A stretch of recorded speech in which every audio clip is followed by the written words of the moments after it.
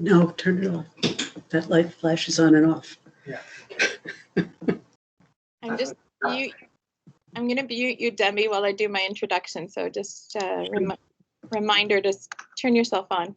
Welcome, everyone. Thank you so much for coming. This is the last talk in the Feminist Lunch series for winter 2021. I hope you've been surviving well this pandemic conditions. Before we get started, I'd like to do a land acknowledgement. Here, we respectfully acknowledge that UNB and STU stand on the unsurrendered and unceded traditional Wolastoqey land. The land of the Wabanaki people are recognized in a series of peace and friendship treaties to establish an ongoing relationship of peace, friendship, and mutual respect between equal nations. And we encourage participants to consider how they respect that relationship in particular. We are very happy to have Debbie van Hoonaard with us.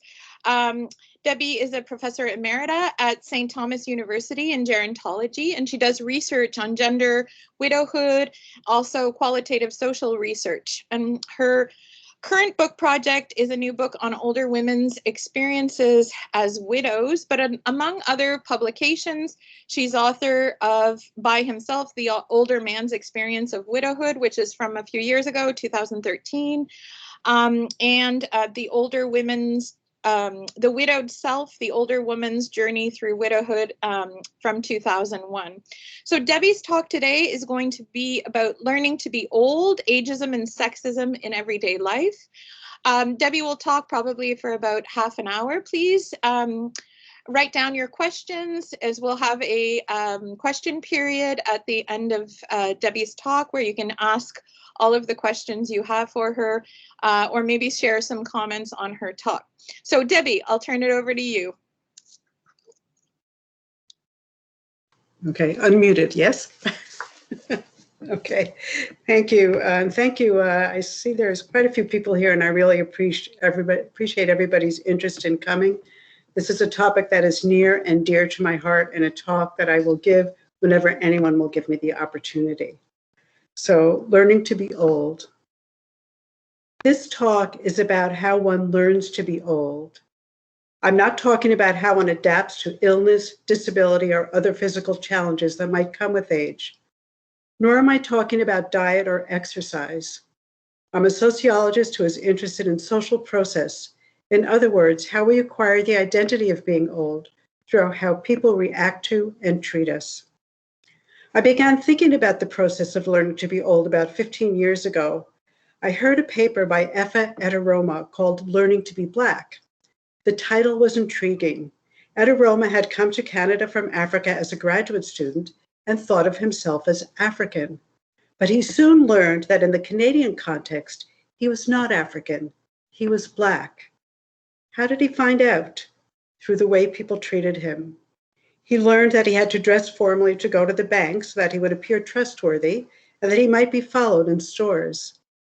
The thing I liked best was his description of how his white roommate taught him about jazz, because as a Black person, he was supposed to like jazz.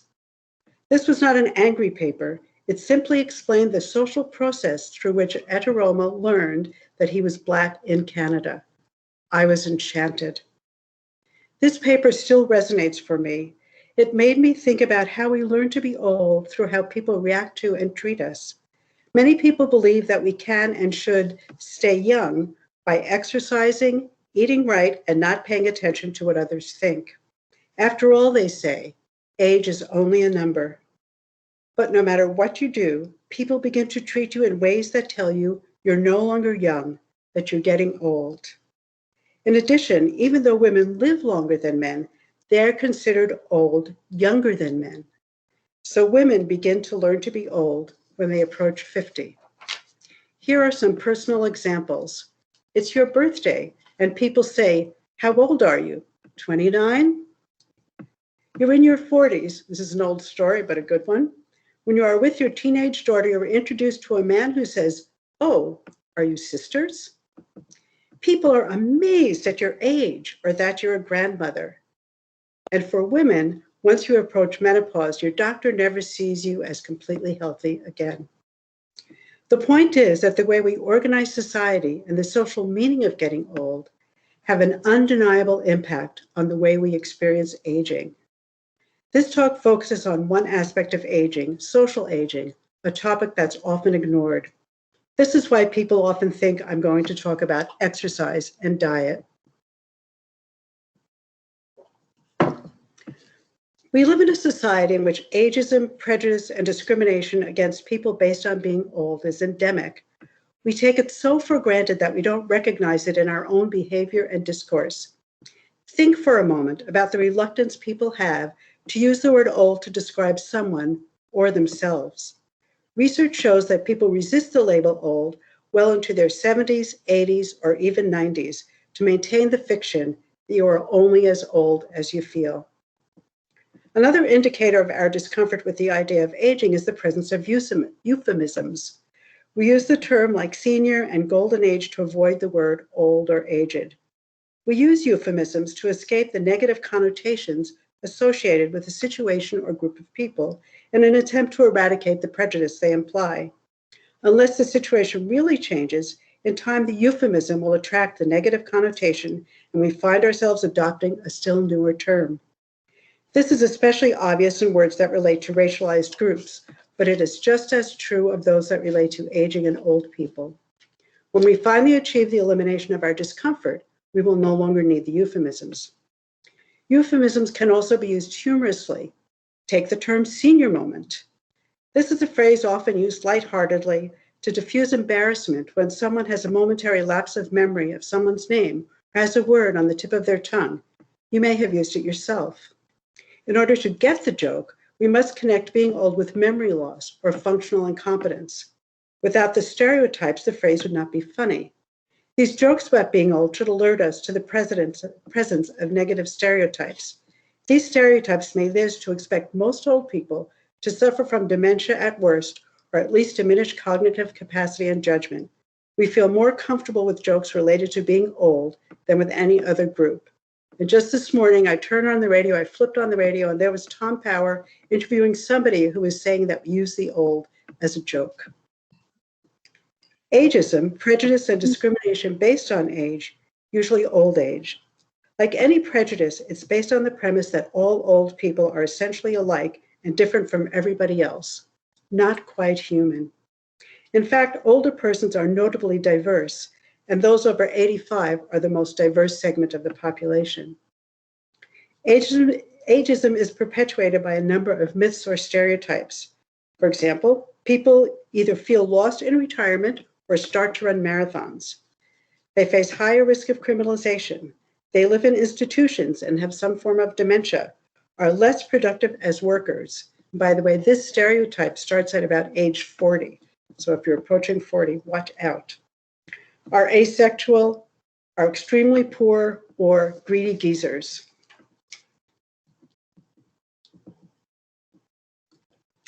Language has a strong impact on learning to be old. The way people refer to us influences our sense of who we are. Terms like little old lady and sweet make old women seem like children. I often hear old couples described as cute, which desexualizes them and takes any passion out of their relationship that they might have. Over the hill, 80 years young, you know all these terms. Being referred to as dear or honey. The only place I feel good about that is in Newfoundland. And if there are any Newfoundlanders here, you know that everybody is called dear and honey in Newfoundland, regardless of age. The term the elderly makes all old people seem alike.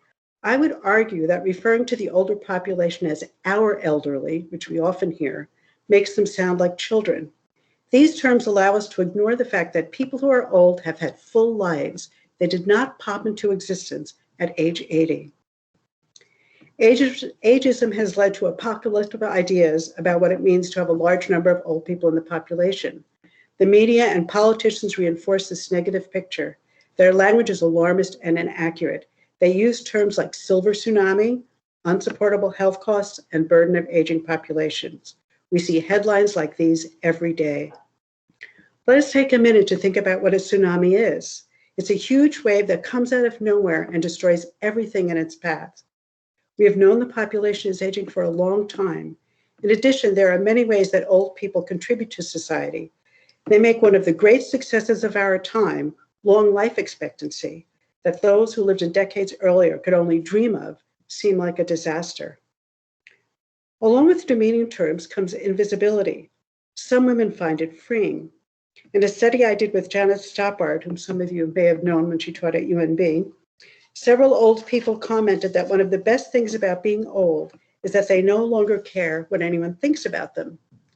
Carol Heilbrunn remarks that as women get older, we will watch ourselves grow invisible to youth worshippers and the male gaze. In a recent study on women baby boomers' experience of retiring, several participants noted that they found being seen as old more significant than retiring. They had become invisible when they began to look middle-aged. Laura Hurd Clark, in her book, Facing Age, Women Growing Older in Anti-Aging Culture, concludes that older women are influenced by an ageist discourse that narrowly defines beauty in terms of the possession of youthfulness. They are normatively dissatisfied with their bodies the same way young women are. They take for granted that the idea that youthfulness is naturally better. There is a moral imperative to fight the signs of aging and to use all available means to avoid looking their age. So one way of learning to be old is being complimented for looking young. I'm 70, by the way. Sometimes people tell me that I don't look 70. Well, I don't look younger than 70. This is what 70 looks like. Years ago, I warned my male students that women's market was becoming saturated. I couldn't imagine then that we would now be exhorted to dye our teeth so that they will look younger. I told the men, they're coming for you next. They didn't believe me. Unfortunately, I was right, although I'm not going to talk much about men today. The strong, though incorrect, belief that all older people are basically the same means that many of us see an old person as old first and as a person second, rather than as a person who happens to be old and who is an individual with a variety of experiences just like anybody else. When one part of your identity takes on such exceptional importance, it becomes a master status, which means that it wipes out any other status you may have had. When old woman is our master status, others attribute most of our behavior or personality to our being old rather than to who we are as people. We see this, for example, when an older person is involved in a car accident, whether it was that person's fault or not. And if you ever notice this on the radio, I'm a radio listener, they'll talk about old people and driving for weeks at a time based on one accident. This attribution can have implications for the freedom of those whose capacity may be questioned just because they have lived a certain number of years. Even someone whose reaction time may have slowed somewhat is less dangerous on the road than someone who has their music cranked up, is talking on a cell phone, and drinking a cup of coffee all at the same time. We might also think about the social context. Roads were likely originally designed with young male drivers in mind. Now, with many older drivers, we might make some changes like increasing the size of street names to accommodate them. If we were to adapt our roads to suit older drivers rather than to target them as the problem, who would benefit? Everybody. Think about automatic doors that were put in so that people could get inside buildings if they were in wheelchairs or had some other kind of disability. Well, who uses those automatic doors? Everybody uses them. People carrying packages, people with strollers, everybody uses them. The tendency to discount what old people say reflects what Howard S. Becker famously referred to as the hierarchy of credibility, the practice of assuming that those with higher status have a better understanding of situations and are less biased than those with lower status. We usually assume that those at the bottom of the hierarchy function with incomplete information or without skill or background to interpret things correctly. And who's at the bottom of that hierarchy of credibility? Old women. We want to know old women. We usually talk to doctors first, then maybe nurses and social workers, then maybe their children, then maybe their spouse, but who's probably also too old to be trusted. When do we ever get to talking to the women themselves?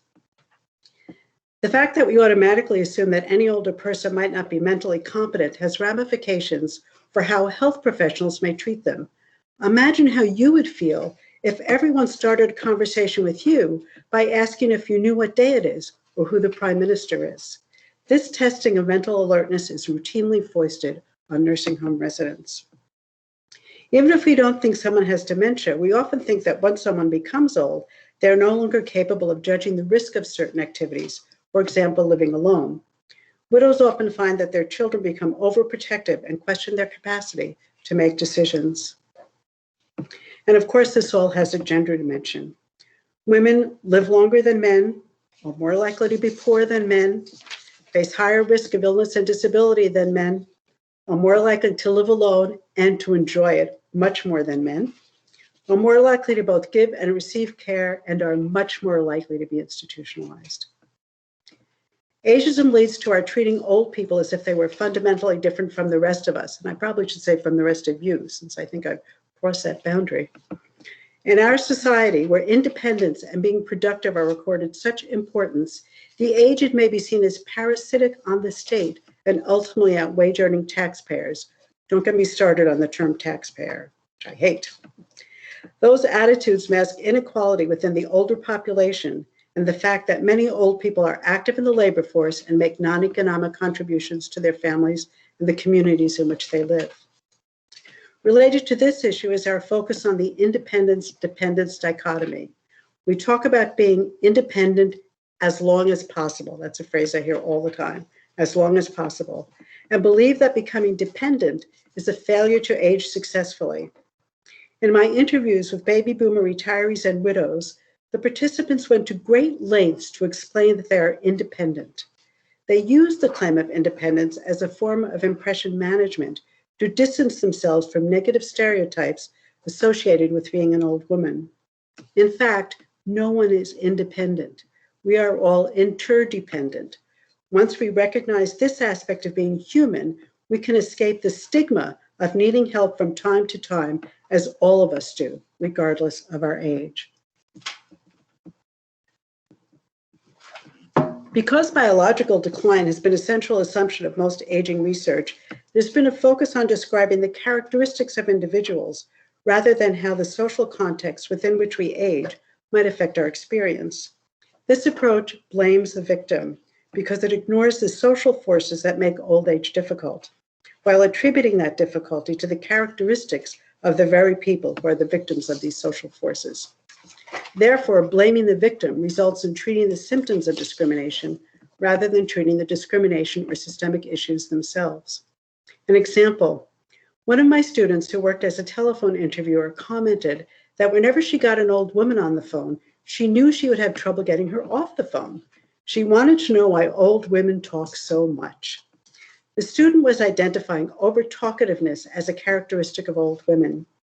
After some discussion, we finally concluded that it might be useful to consider what aspect of our culture might lead to an older woman sometimes becoming so lonely that she will talk to anyone who will listen. We might also wonder if the stereotype leads to people's exaggerating the tendency of some older women to want to stay on the phone so long, even with a complete stranger. So another aspect of learning to be old for women may be the belief that they have nothing important to say. Many of the widows I've interviewed have expressed a concern that they might be talking too much or wasting my time. And when you do qualitative research like I do, people's talking a lot is something you really depend upon. Believe me, they had much to say that inspired me with their creativity and strength. Many gerontologists have concentrated on how old people adjust to various changes in their lives, for example, retirement. Stephen Katz argues that the focus on adjustment presents an uncritical and apolitical understanding of aging, while ignoring the social and political context in which people age. This practice fuels an aging enterprise of experts and professionals who address the problems of old people without questioning the social context in which they live and how it might be the source of their problems. Many ways that people treat us differently as we age happen so gradually that we're almost unaware of them. And because we put such a high value on appearing young, we may resist admitting that we're being treated differently. I had an experience that put these changes into the spotlight for me. This happened the year I spent the winter in Florida with my mother, but I was in my 50s. I was in for a great surprise. Suddenly, I was no longer old or even middle-aged. I was 25 to 30 years younger than my mother and all her friends, and visibly younger than the vast majority of people in the Sunbelt retirement haven. I had been visiting the area for years and always thought of myself as the kid. I sat in the back seat of the cars and went with and did what the adults wanted to do. I was the kid. I still sat in the back seat, but the way others reacted to me when I was with this older group in public spaces had changed. Maybe it hadn't changed and I just noticed it for the first time. For example, a group went out to dinner together every Thursday and I joined them. On one particular occasion, the waiter treated us as if I were the only adult at the table, comprised of one man and 5 women over 75 and me in my 50s. He asked if I was the leader. No, I'm not. When the meal had been served, the waiter came over to me and asked how everything was. He didn't address this question to anyone else at the table. He was clearly talking just to me. I responded by saying my meal was fine, but that he should ask everyone because I only knew how my food was. The waiter made a dismissive remark about how they were only having sole, and that's always fine.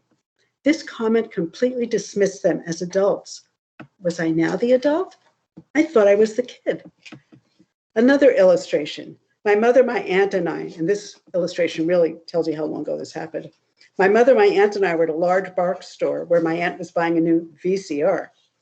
She had bought VCRs before and did not need my help. In fact, I was chatting with my mother as my aunt discussed the purchase with the salesman. I didn't ask any questions or address any remarks to him. He, on the other hand, directed all his answers to me. I countered by saying, "Don't tell me, tell her. I'm not buying the VCR, she is." Finally, when my aunt had made her choice, the salesman tried to hand the slip for the cashier to me, whereupon I told him again to give it to my aunt because she was buying the VCR. What was going on? I thought I was the kid.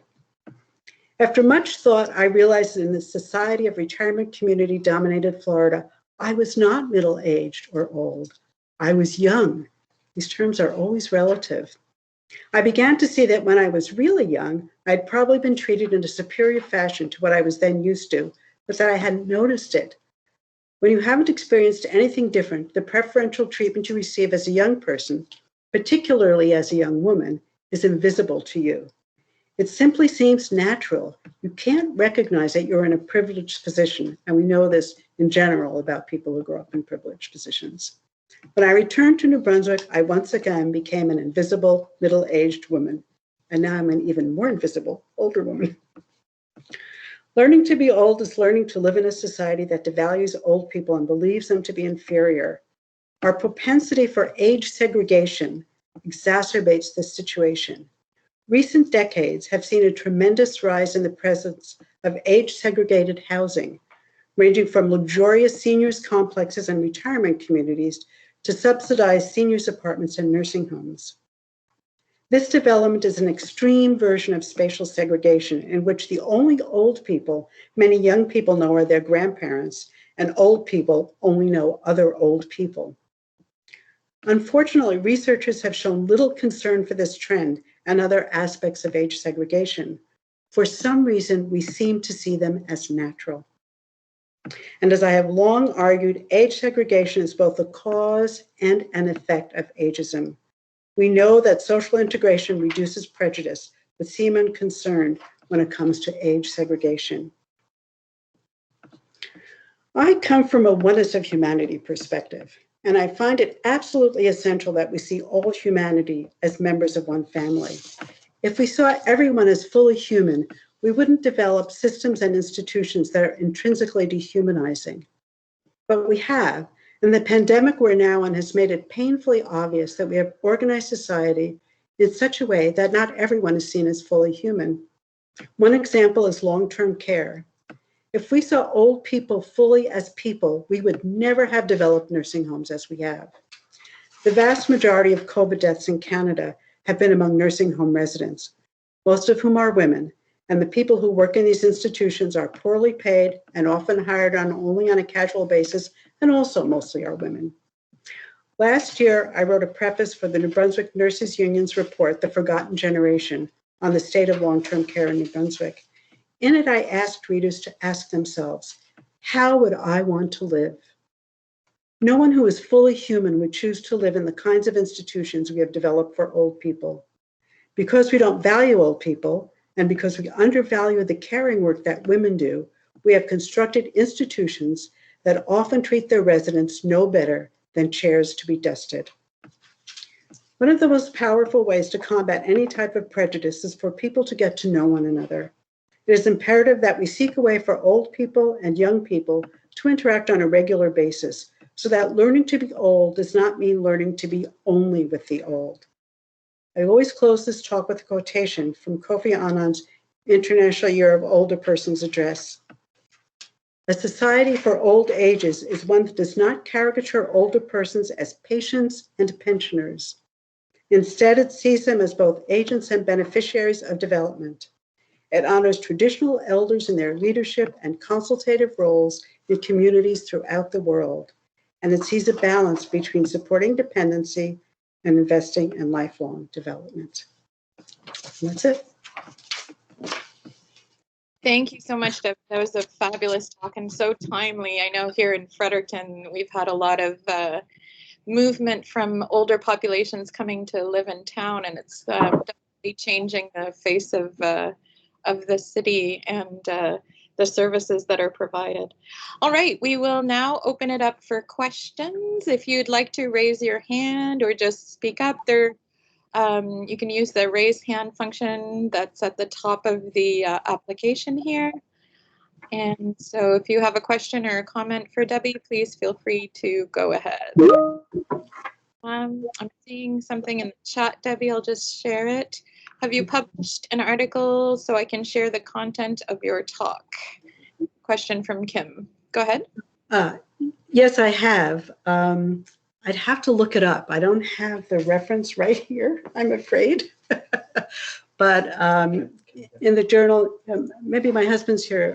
It's sitting up on my desk upstairs. You can bring it down. It's in Qualitative Health Research. It's called Learning to Be All, but we'll bring it down, and then I can jump in with that when that happens and let you know the reference for it. Great, Yeah. thank you. There's a question from Luc Theriault. Go ahead, Luc. Hey, Debbie, how you doing? I'm good. How are you doing? Excellent. So just a couple of points where maybe sometime I think I really enjoy what you say, but sometimes you might, like any one of us, overstate your point. You know, I think that what you said about elderly care, it was very, very negative, and there's a lot of good people who work very hard in these settings, and not all care facilities are that bad, especially considering the alternative. It is very difficult for a family member to watch over 24/7 somebody who has dementia, and the alternative, saying, oh, we're not going to put this person in an institution, we're going to keep them at home, that has a lot of negative implication too. So I just wanted to give you a chance to, maybe kind of balance that statement a little bit. And then my other point was earlier in your talk, you said that elderly people had more chance to be criminalized. I was surprised about this. In my experience, young people are criminalized. When I was a youth, the police chased us because we smoked pot, which was a complete waste of public, funding. So do you have any number on, where? I'm a bit surprised. I got the feeling that, older people are not particularly present in the court system, but maybe I'm wrong. Okay, well, I'll answer your second question first because it's easier, but that's not what I said. I said that the stereotype is that old people are highly victims of crimes. That's the victims of crimes. I thought you were. Stereotype. Okay. Just a brief story. One of the widows I interviewed told me that when you go to your car at night, you should look underneath it just in case a man is lying there waiting to grab your ankle. That's the kind of thing I'm talking about. My joke was always in the winter.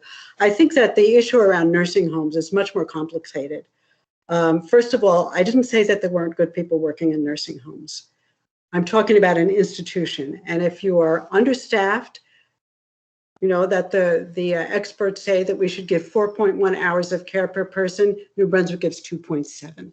So no matter how wonderful people are, they can only do so much. And there are models, other models, for example, Denmark, which is the gold standard of dealing with people who need help rather than the kind of institutional things we have created in New Brunswick.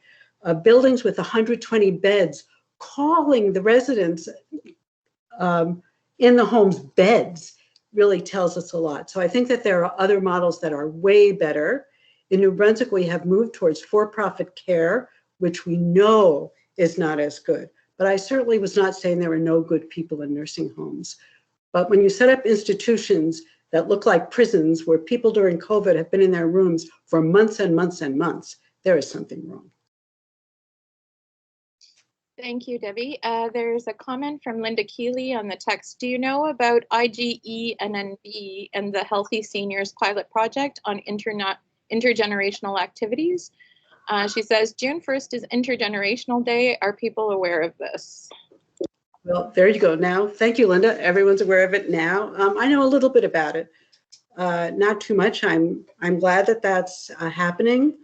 I would like it to become widespread enough that we don't need a day for it. That should just be the way society is. Everything that we've done segregates society. I used to think the malls, they used to have 10% off for seniors on Wednesdays. And I thought, oh yeah, so then nobody goes except on Wednesdays. So you're even segregating that. But so I'm glad that day is occurring, but I would like to see us get past needing a day like that. And thanks for bringing that to everyone's attention. There's a question from Christy. Go ahead, Christy. Hi, Christy. Hi, Debbie. Thank you so much. I wanted to say a couple of things. I wanted to say thank you for this talk. I think these kinds of conversations are so important. I had 2 questions. First, and you may not be able to answer this, I'm not sure if you've read Higgs and Gilliard's newer piece in Aging in Society about ageism versus the social imaginary of the fourth age, where they're really arguing that ageism is not actually the issue at hand, but it's more the social imaginary of the fourth age that's shaping the context in which the old live. And I've been trying to think through this. I'm just curious to engage you in a conversation about that, because I have very conflicted ideas about what's actually happening there. And second, I was wondering if from your own work, if you could talk about the ways that the old actually work at resisting these kinds of social imaginaries of them and their lives. I haven't read that piece. I've certainly read other work by them. And so maybe I'll read it and you and I could get in touch and have a conversation, just the two of us. It's interesting because the other part of your question, people often think that as the baby boomers get old, we'll change everything, and we've changed everything as we've gone through adulthood, and, all the more reason to blame us for everything. But I'm not sure, because the focus on not getting old is so powerful. The moral judgment around staying young and exercising and all of that is so powerful. And of course, one thing it ignores is inequality among old people. On this particular talk, I don't focus on that, but of course, all of that really focuses on a very privileged group of old people. And usually when I give this talk, somebody will say, and I'll head it off at the pass if it's coming, somebody will say, but it's good to go to the gym. And, I'm not saying people shouldn't go to the gym. It's that moral weight. And, I made a joke about, dyeing your teeth white. So somehow it seems that baby boomers anyway have bought into this even more fully than everybody else. So it's an interesting dilemma.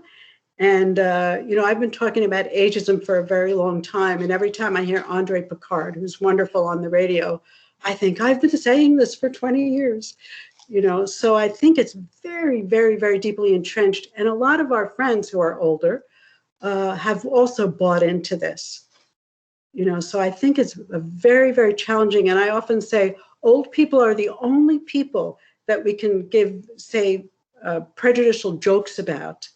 And it's okay. And people think it's hilarious, and, and they get mad at you if you don't. So I think it's very deeply entrenched, but I hope the more we talk about it, the more we can change it. Thank you, Debbie. Thanks for the question. There's another question from Gul Kalashkan. Gul? Hey, Gul. Hello. It's always a pleasure to listen to your talk, Debbie. And we spoke about this before, but I think it would be good to chat about it again. Age segregation.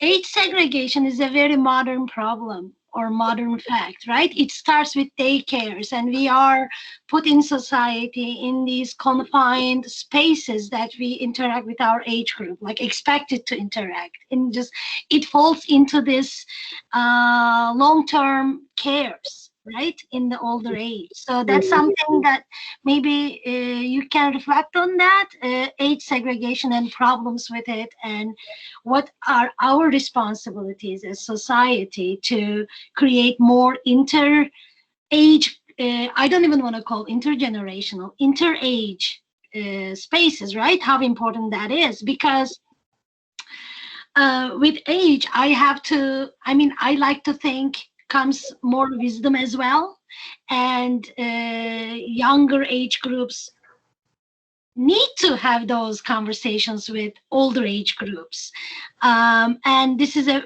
more Western problem than anything else, and this is not the case everywhere in the world either. So that's one thing. The other thing is, when you speak about how we readily not bothered by ageist jokes, it's also puzzles me. I think there is a connection between those jokes, how they are accepted and widely expressed, and the fact that we all have an old person living in us and ready, will come out one day. So it is trans race, trans ethnicity, like it just overcomes, and everything. Maybe our comfort comes from, or fear, maybe fear of getting old, or feeling comfortable with those jokes, come from that fact that we have that older person will come out one day. Anyway, I just like to hear your reflections on these, not question, but reflections. Yeah. Thank you. Thanks. The talk that I quoted from by Kofi Annan, that in that talk, he actually warns other parts of the world from adopting the Western model of age segregation. And of course, in North America, we have a wonderful example among Indigenous peoples of respect for elders. And my husband and I just had a wonderful experience of having one of our friends who's Indigenous refer to us as elders. And it's hard to explain how touched I was by that. The other part about having an old person in us, of course, it is the only marginalized group that, if we are lucky enough to live long, that all of us will be part of. And that certainly is true. Some people think age segregation and ageism are based on fear of dying. I don't know, but certainly even among our friends, older friends, even when we try to explain to them, or not explain to them, but share with them our own feelings about aging and about this prejudice, even they often resent our addressing it. So it's a very, very naughty problem. But certainly there are other parts of the world that we can learn from. And the other thing, maybe going back a little bit to Luke's comment earlier, is that when someone old is having difficulty, whether it's dementia or something physical, we abandon the families. And the way that we've organized home care often means that you don't get to choose who comes in to help you. Might be a different person every week, as if there's no relationship involved. So all of these things are interconnected. Yeah, it's definitely very, very interconnected. Carmen has a question. Carmen, go ahead. Hi, Deborah. So Hi. nice to see you, and thank you so much for your talk, Oh, which there you are. Hi, Carmen. I enjoy every time I hear you give it. And I've had you in my class a number of years, and in fact, many of my students from that same group are here today. So I just wanted to make that as an open comment, as well as saying that seems to me that, and that Lynn Goliker and I have been doing work in terms of aging, and it seems to me that every time we organize society by age is almost like a clue that there's discrimination for one age or the other. Mhm. And there's such a resistance in terms of talking about the sort of adaptation that you have talked about, for instance, doors that open automatically. And in one of our projects, we were trying to figure out, what would be an ideal approach to transportation, and thinking about sort of an adaptable transportation model. And we get reaction from, oh, you're going to develop this just for aging people. And yet we organize transportation with young people, a special transportation system, and nobody links at that. And wouldn't that be an interesting setup if we had an equivalent transportation system, or the same one used throughout the day for whoever wants to use it? So I just think anytime it seems to me, and I'd like you to comment about it, it seems to be a hint of discrimination whenever there is an age or a grouping of one group or in another. It's a hint of discrimination, it seems, anyways. So maybe you can comment on that. Yeah, no, I think you're right. I think whenever there's an us and a them, we're in trouble. And so many things, I use those automatic doors as an example, because I'm sure before they had them, people had all sorts of reasons, and they were only going to be for this small segment of society.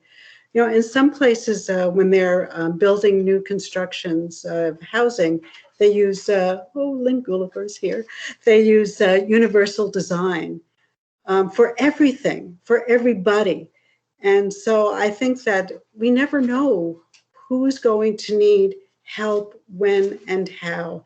And when we only build for, that small, dominant, highly able-bodied group in this example, we're marginalizing a lot of people. And when we build for everybody, we don't have to marginalize anybody. But I think you're right. Whenever we separate people out like that, it's always an indication that there's some sort of segregation and prejudice involved. Yeah. Thank you so much for giving us this talk. Oh, so nice to see you. Next on this list, on my list of hands up, I have Maya. Maya, would you like to ask your question? Hi, I really enjoyed your talk. It was really interesting to hear about, and I hadn't really heard such an in-depth analysis before, so it was really interesting. I know you touched on it before, but there's, in a lot of other cultures, indigenous cultures, a lot of Asian cultures as well, African cultures, there's a lot of respect for elders, and many cultures have intergenerational households and a lot more integration into society. And you were mentioning Denmark and how they have a better system. I don't know too much about it, but in your opinion, do you see any of these things being able to be transferred to a more Western / North American system? Because there's a lot of systemic issues, as you mentioned, and a lot of ageism. And is there any way you can see how, either at an individual level or a systemic level, what can be changed and how? That's a great question. Not an easy one. I think at the individual level, always we can all educate ourselves and reach out to people. Reach out to people. If you're young, as you are, and you see older people around, you might just reach out to them, make a social connection with them. That's what we can do on that individual level, and that can make a huge person. We have a friend who's African American, and when he talked about racial issues, he said we need to integrate the kitchens, not just informal situations. So informally getting to know each other is important. The systemic issues, of course, are more difficult. If we get in touch with our policymakers and let them know that this matters to us, that might help. And not just old people saying it. If you're part of a marginalized group, you need part of the dominant group to stand up for you. Because otherwise it's just you being selfish, is how it looks. So I do think that's a tough one. One of the interesting things about our current moment is that we're in a pandemic, and the whole world is influenced by this and has impacts. It also creates cracks, I think. And when there are cracks, that's when we can make changes. So I think we just have to keep fighting the good fight and be involved with our policymakers and let them know that no, jobs is not the most important thing. The most important thing perhaps in this situation is fixing long-term care so that old people who are in long-term care don't feel like they're living in a prison. You know, and so I think those are things that we can do, but you're absolutely right that these systemic issues are the tough ones, but anybody, you might be shy about it. I don't know you at all, so I don't know, but reaching out, if you see people who are older, they don't do that much older, you know, they, throughout the whole system we're age segregated, to reach out in friendliness, have a coffee. Some of those connections can be really powerful and precious. Yeah, thanks. Thank you. That's great advice, Debbie. We have 2 more people with their hands up and not a lot of time, so I'll ask the next questions or comments to try to be brief. Lynn, you're up next. Hi, Deborah. I want to say hi. You still figure very large in my life. Deborah was my postdoc supervisor at St. Thomas when we were both at St. Thomas at that time. So I wanted to thank you again, Deborah, for doing that and being a postdoc supervisor.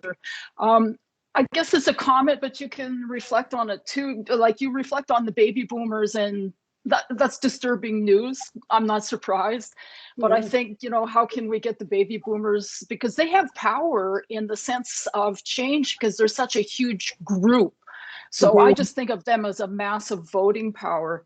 And one reflection I just want to note, because somebody talked about, you know, how are older people, or do older people resist? And as Carmen mentioned, we do have this research that we're working on of 90. I hate to use these categories in symbolizing things. We call them, it's the 90 plus group we call, and predominantly from New Brunswick. But we interviewed one individual, it was a woman, and she had resisted the age category, the numerical age category all her life. Like I think it was, she turned 29 and she said, I will never celebrate a birthday ever again.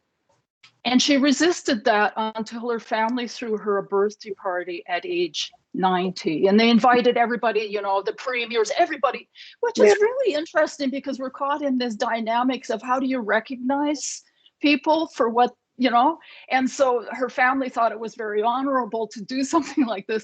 But it almost, you could feel in her voice when she recounted this story, like it was a crumbling effect for her. She was faced with it, you know, unintentionally faced with something that she had so resisted all her life.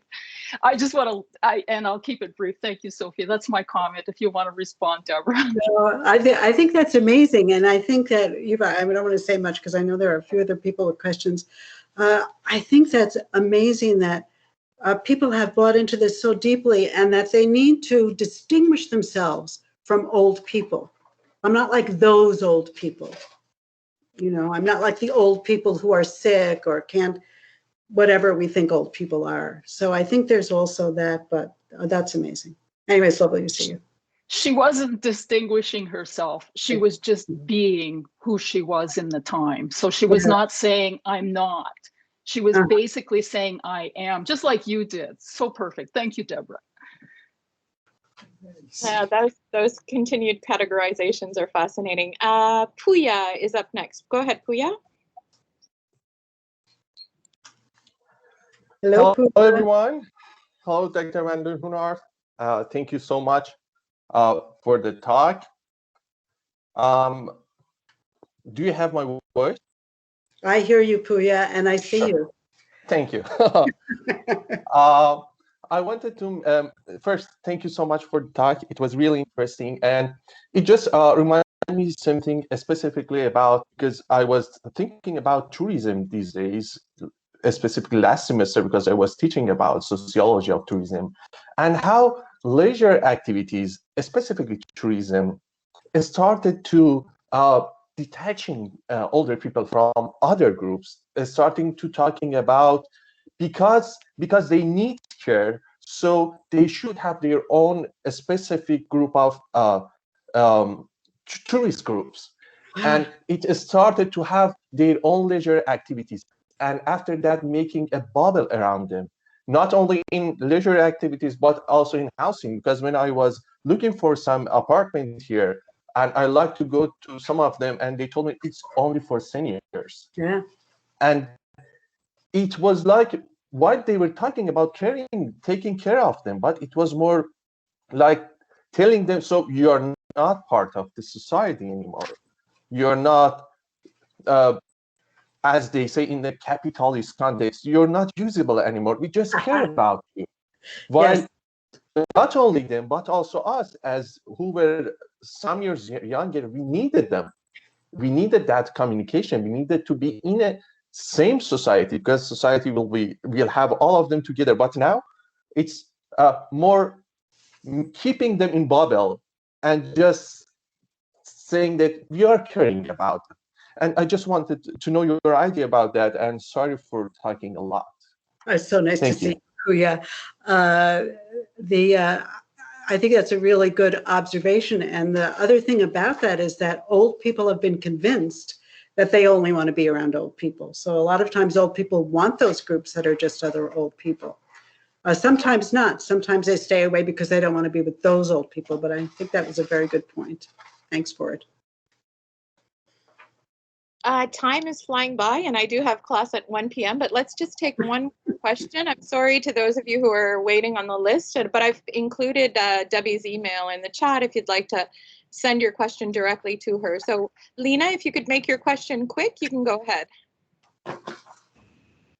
Yeah, I worry that it might be a bit of a complex question, but in acknowledging and addressing ageism, what do you think comes into play when stereotypes come in about old people having outdated moral beliefs in areas of discrimination such as sexism or racism? Do you think that this makes young people potentially have more negative attitudes towards old people as well? You mean as in, okay, boomer? Like Yeah, that? exactly. Yeah. I do. And I think that it homogenizes the old population. There are old people who are very progressive, and there are old people who are very conservative, just like any other group. Old people are a diverse group. And of course, old people grew up at a different time. And if we were really age integrated and had lively conversations back and forth together, all age groups learn from one another. So, but I think that in general, that is a stereotype. And don't forget that baby boomers started, the women's movement, a gay rights movement, anti-war movement, and we're very active in civil rights movements. So it's a very odd stereotype, but there it is. All right, thank you very much, everybody, for attending. I want to thank Debbie very much for agreeing to do this talk, the last talk in our Feminist Lunch series. I also want to thank our technical help, Daniel Grant, who's been key to keeping us online with our virtual talks. Yeah. This semester, we're sponsored by the UNB Faculty of Arts, the UNB Gender and Women's Program, and the UNB Stu University Women's Center. And stay in touch and to know about our Feminist Lunch series coming up in the fall. Thank you all very much and have a good day. I can just really briefly say that article somebody